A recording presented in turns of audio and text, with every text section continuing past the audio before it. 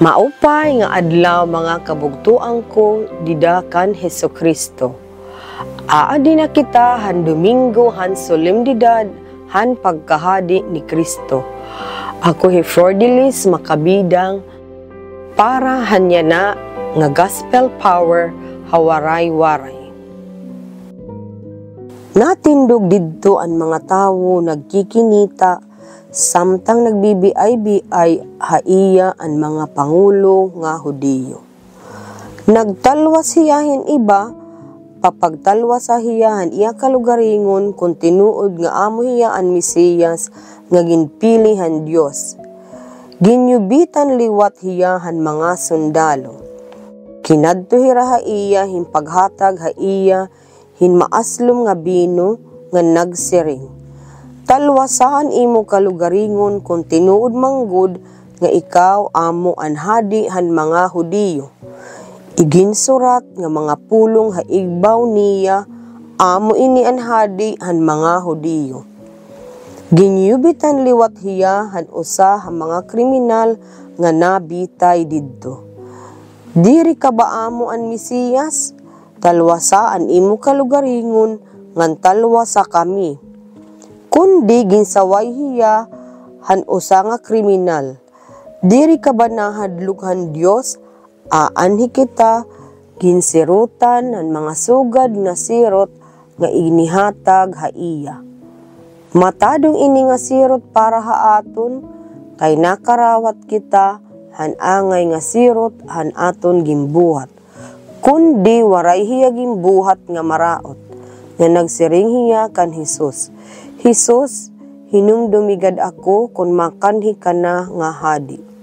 Nagbaton hi Hesus haiya, susumatan ko ikaw, yan nangahaw nga adlaw, maupod ka haakon ngadto ha paraeso. Ang tinuod nga hadi, inusa nga magbarantay nga diri niya babayaan, an iya panon haatubangan hin mga paghulga ngan peligro. Lugod, iya hihimuon an iya angay buhaton ngan mailog ug maaram hiya kun ano ang dadangatan nga makakabalighot kun tipakain mahihingadto an iya mga tawo.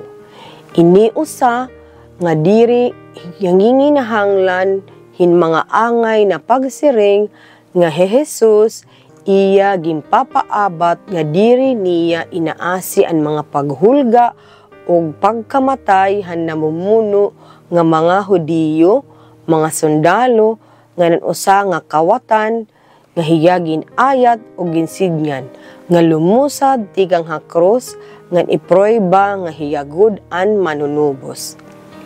Kung tatalwason niya ang iya kalugaringon, diri ito magpapamatuod han iya pagkahadi, kundi amo an usa nga gawi, nga ipapakita ngadtuhan kalibutan nga ipapakita ang poder nga may dakapas nga mapugngan niya ngan balyo ang kamutangan ug panhinabo nga an makakabintaha. Pero kung babasihan ang lohiko ngan poder nga igimpakita kalbaryo ang paghigugma daw sugad nga naaningal ang buot sidngon an kabug-usan an kinalugaringon nga donasyon para haiba.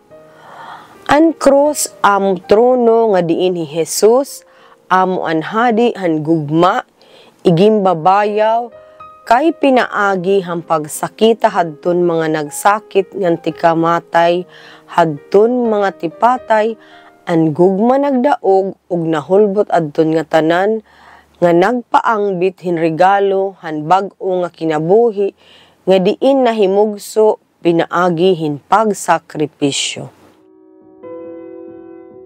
Ginoo Hesus hadi hang gugma didto ha krus imo igimpasabot nga ang Dios nun nga poder gumios han atubangan hin mga pagyubit nga diin nakahatag hin kinalugaringon nga paghatag halingwahi han gugma. Amen.